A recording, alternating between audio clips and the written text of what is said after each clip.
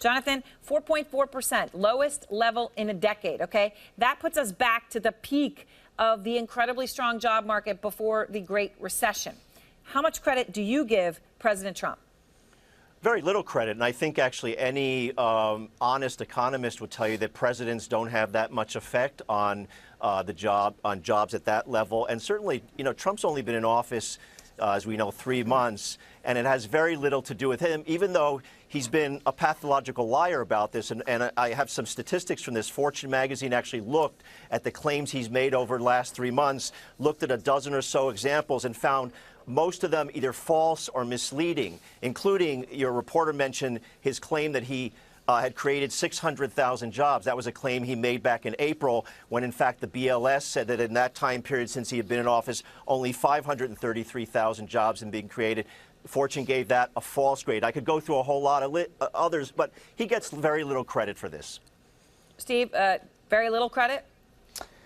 Well, I think this is confirmation that there has been a Trump bounce in the economy. We saw it, the day after the election with the stock market really taking off. And by the way, there's a lot of relief right now in the White House as well, Aaron, because we had a bad jobs report, as you recall, last month. And the GDP number that came out a week or two ago for the first quarter was pretty weak, very weak, less than 1% growth. So I think there's a sigh of relief right now that it looks like the economy's back on track. It's interesting with these numbers right now. We have a situation where we're getting. Well, we still have a lot of people out of the labor force. That's a big problem. Right. I agree with that. But we're getting close to getting to pretty full employment, where more and more employers that I talk to, Aaron, are telling me their biggest problem now, or one of their biggest problems, is finding workers and filling the jobs that are out there. Let me add, though. Let me take off on those points. I agree with Steve that certainly it's a sigh of relief, but it is one month, and we have to look, you agree, several months and see how that plays out. Here are the two things I think we need to mention, though, and I think on this, the first one, Steve will agree with me. Part of the problem is that people's wages are still low, and that there's been the buying power of people, particularly in an economy that's powered 70% of consumer spending. People's wages are too low. Now, on this point, he may not agree that this is one reason that we've been pushing for a hike in the minimum wage to $15 an hour. I know Steve probably doesn't agree with that, but the minimum wage should be, actually, if you looked at productivity over 30 years, about $20 an hour. So we have to, and if I can say one last quick thing. If the Affordable Care Act is repealed, the Millikan Institute estimates that we will lose 3 million jobs, and we will lose in GDP $1.5 trillion between 2019 and 2023. So that's another reason that repeal is foolish. Okay, I want to ask you, though, about this, Steve. The president obviously came out today, jobs, jobs, jobs, okay? He's proud of this report. Here's the thing, and this is what I love about the president.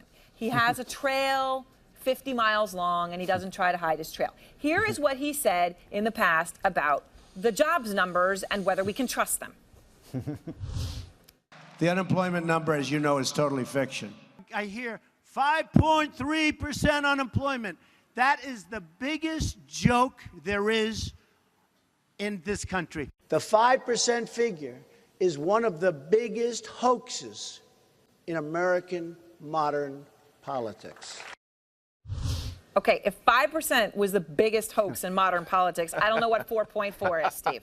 Well, I'm a little guilty here because, I was one of the advisors of Donald Trump, and I was telling him, look, these unemployment numbers are misleading, and even this latest number is misleading because we have so many millions of people outside of the labor force, and that's simply true. That there's another statistic that I don't want to get too much in the details that takes into account people who have dropped out of the workforce, people who can't find a full-time job, and that's a lot higher number. And frankly, I think that should probably be the number that we should be using now. I want to make one other quick point about this jobs report that I think is interesting, because I've talked about this on your show and others and been criticized for it, in terms of the mining industry. Another 8,000 jobs created in the mining industry this month. That's 44,000 since Donald Trump was... Which he promised he would create mining jobs. Yes, and he's creating them. But coal is back. Mining jobs are not the future of this economy, but healthcare is, and we're going to lose 3 million jobs if the ACA is repealed. Well, you know what? I got to address that, because actually there are two things that really deterred employment in the Obamacare bill. One was the 50-worker rule, which a lot of employers became 49ers. They capped their employment at 49 workers. And the other was the 30-hour week rule Okay. that if you hired somebody over 30 hours, and people cut back on hours as well. So both of those things actually hurt employment, not helped it. No, but the overall employment went up. As we go, I don't know whether it was you guys or what it was, but anyway, the president has just tweeted, great jobs report today. It is all beginning to work. Somewhere in the depths of Bedminster, another tweet has emerged. I'm not taking responsibility for that at all. Thank you both. I appreciate your time tonight.